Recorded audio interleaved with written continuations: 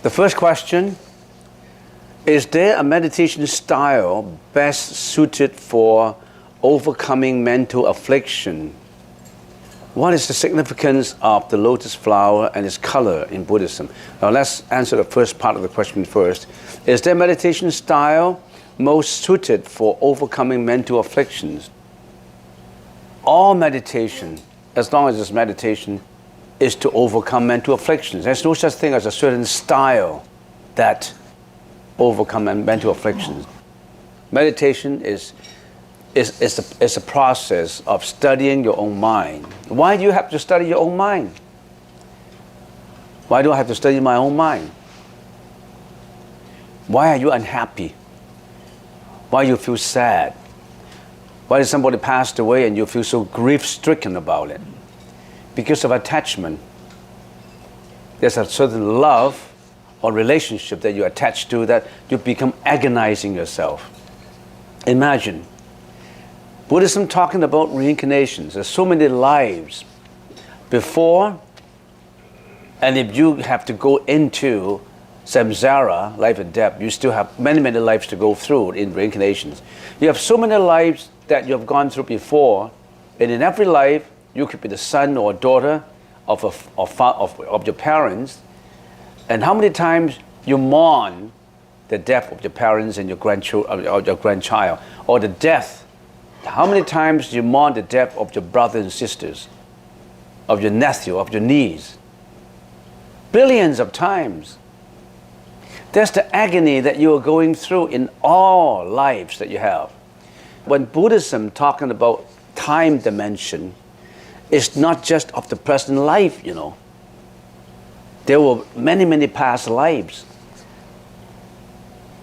Unless you stop this agony of birth and rebirth, which the Buddha has already have attained nirvana, you still have to go through many, many life cycles. And so I have changed my topic a little bit to about life and death, because I see that there's going to be a ceremony that has to be done with all these young guys, young people in here, and you should know why you're coming here. You should know, why am I coming to mourn the death of certain one? Or why do I have to chant? What's the purpose of chanting? What kind of merits will be accrued to the dead? All these questions should be asked. Not just come here to mourn and cry and that's it. No. You have to understand life. Through the death of someone, which is a lesson to you, you should understand, where do I come from? Why do I have to die? Why do I have this attachment to the passed away? And how do I resolve this agony? What should be done about it? There's a lot of wisdom in it, which we call Buddhism. That's the reason why you're here. Maybe the fact that you come to this temple to mourn the death of a certain relative or friend that's the time that you should know something about life. Why are we coming to this world? Why do we have to die? Why, after all this, being born, being a child, being an adult, going to do the job, make the money, raise the children, and then I die? Why? There's a lot of whys in why we're going through this. All these questions have to be asked. Anyway, get back to this question about how to overcome mental afflictions. If you can do meditation, you already have the ability to overcome mental afflictions. Meditation is to understand your mind so that you won't attach to. You can let go. You can let go of your attachment. And so much has to be explained about that. It can't be done in just a few sentences. It can't be done even by a sitting of luncheon in here that you can resolve the problem. It's all in the Buddha's teaching that you should spend your time in studying and practicing about it. I have a lot of lectures on YouTube. If you get into YouTube, my lectures are both in English, in Cantonese, and in Mandarin. Most of my lectures are in Guangdonghua and English. How do you spend your time on YouTube? Not just X Factor, not just Got Talent show, not just whatever you want to see, all the entertainment. Get into something spiritual. Get into something that will change your life. That will get into something that will enhance your understanding of life. Venture into that spiritual, I usually call it a spiritual odyssey of life. It's very interesting. When you are watching a movie, you're watching the script done by somebody. Why don't you watch the script of your own life? Why am I doing this? What do I do? What's the purpose of life? What is the intent of life? All that is in the Buddhist teaching. There's no such thing as a particular style. There are two parts to meditation. The first part is focus and attention, which we call samatha, ji in the Cantonese language. You have to learn how to focus. Why do we have to focus? I'm talking about the first part. You have to focus your attention first. Why do we have to focus? Because our mind has not been focusing. Our mind is like a monkeying mind. You're jumping from one branch to another. You're jumping from one thought to another. In this moment, I have a thought of greediness. In the next moment, I have a thought of sensual pleasure. In another moment, I have a thought of ignorance. In another moment, I have a thought of sadness. In another moment, I have a set of depression. I want to cry now. I want to laugh now. Every thought is like a monkeying thought in your mind. It's non-stop, 24 hours non-stop. It's been roaming all over the place like a monkey jumping from one branch to another. That's why we call it a monkeying mind. Now, you know samatha? You want to put that monkey on a leash. The monkey would still go. You can't stop the monkey because habitually you have been thinking like that. So you want to put your monkey on a leash, your mind monkey on a leash, and when it goes too far, you want to put it back. Right now, your mind is not under your control. You think that you're a master of your own mind, but you are not. You are a slave of your own mind. Why did I say you are a slave of your own mind? Your mind wants you to cry, then you cry. Your mind wants you to steal, to lie, to commit sexual misconduct, to do bad things. You do it. Because your mind tells you to do it. Your action, your speech is the slave of your own mind, and you don't know about it. So the first thing is to know about all these things. Focus, attention. Don't let that monkey go too far. When it goes far, pull it back. As long as on a leash, you can pull it back. You want a monkey to stay put. You want your mind to stay put, to focus, to be attentive. So that's the first part of the meditation. It's not about getting a god. It's not about your health, a yoga exercise. It's not about that. It's about how do you put your focus, how you concentrate, how you do that focus. That's the first part. And go a little further. Yeah, I learned the first part. How did it help me? How does the first part, if I'm successful in controlling my mind, how does it help me? You know how it can help you? If you can focus. You know how it can help you if you can focus? Say if you are a student, if your focus is strong, you will be an A student. If you're a worker, if your focus is strong, you'll be an A employee. If you're a mother, if your focus is strong, you're a super mother or a super father. Because the reason why people can't do things well is because they lose their concentration and their focus.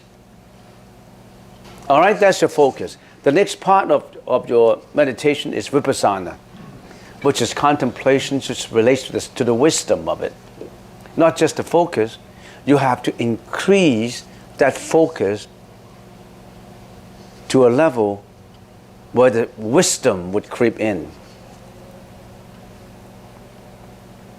Why do you need that wisdom? Because that monkey is not still yet. You want to convince that monkey, the mind has to be absolutely still. To convince the monkey, you need logic. Not just logic, you need wisdom to convince the monkey to stay. Otherwise, the monkey won't listen to you. How can anyone convince a monkey to stay put? You can't even control your mind to stay put. How can you control your monkey mind to stay put? So all these is involved in meditation, not just one style in which you can overcome your mental afflictions. Say that if you are good with samatha, with focus, so that if you are agonizing, you're crying, you are in depression, if you are in control, you tell yourself, I'm not going to depress.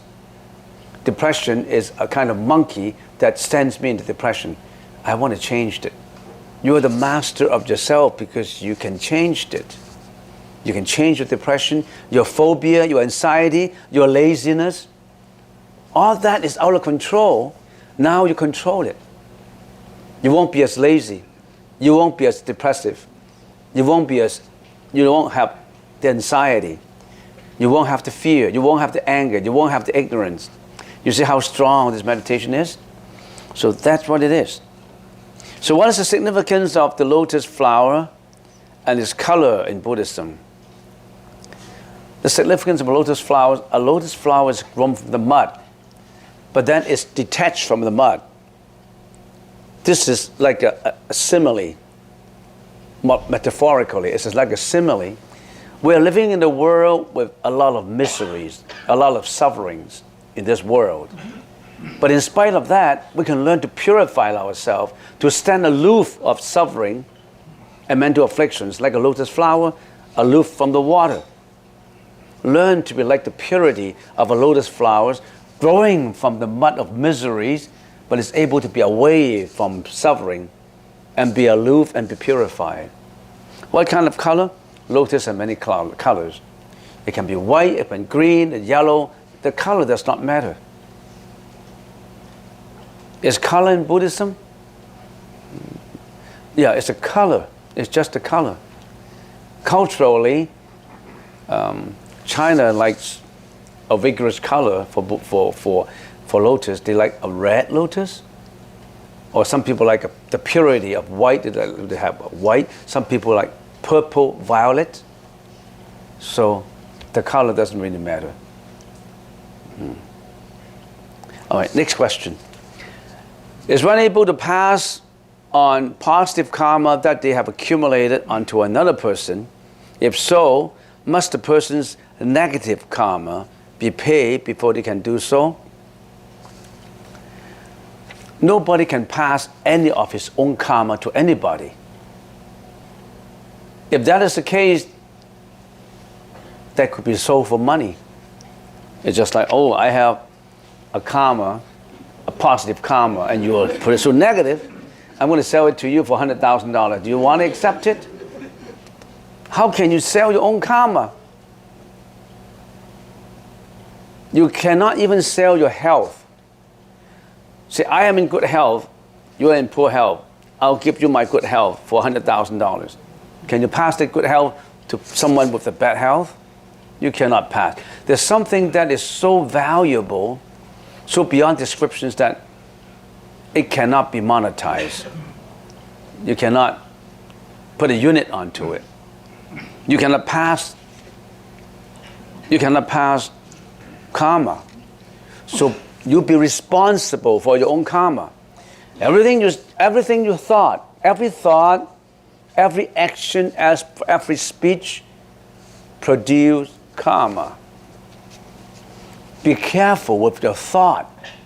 If every thought is a thought of selfishness, a thought of anger, then the significance is you would perform actions and speech with anger, So be very careful with your thought, be careful with your speech, be careful with your action. You see, right now, I can see that everybody seems to be listening, but I can see that, according to my experiences, some people listen without insight, and they may even find it boring. It doesn't seem to affect them. But every word could pierce into your consciousness.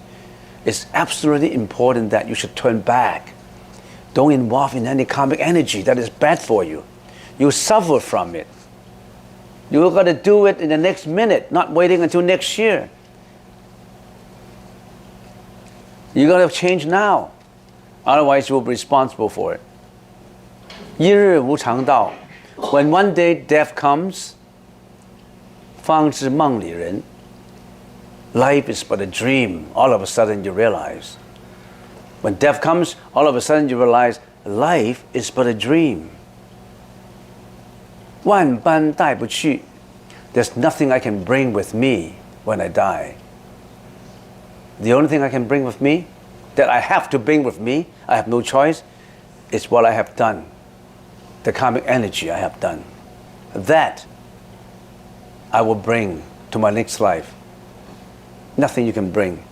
Not your bank account, not your Shaughnessy house, not your Ferrari if you have one, I presume, not a Volkswagen. It's a Ferrari. You're driving a Ferrari, can you bring it with you? You know, in the Chinese culture, it's interesting. They try to build a Ferrari in paper, and they burn it, and they think that they can give that to the passed away. So nothing you can bring with you. Only your karmic energy. You think everything you thought, you spoke, you act is not of significance? The tiniest bit has karmic energy in it. So watch your thought, not just to action. Your thought gives rise to words. Your thought gives rise to action. Don't let it give rise and then you feel sorry about it. You have to change right at the thought level, not with the obvious appearance level. All right, I can go on and on, but I don't want to. So, what's my last question? How can you practice wholesome emotions such as joy, love, happiness without attachment? When joy comes, just let it come. Enjoy, be delighted with the joy. When joy comes, don't think about it negatively. Oh, joy comes. Oh, I feel bad about joy because trouble may come later. Don't feel about it. Just enjoy what at the present moment, but don't attach to the joy. So, in other words, if joy comes to an end, don't feel it comes to an end. Every banquet has an end. You go to a party, the party will come to an end. There's no party without saying goodbye. There's no banquet without saying goodbye.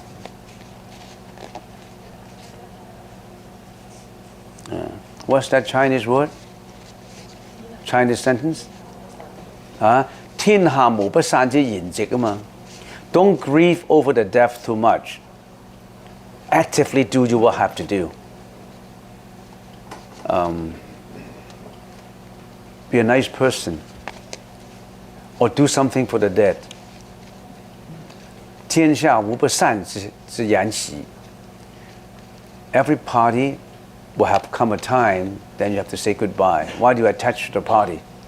I don't want to leave. No, you gotta leave.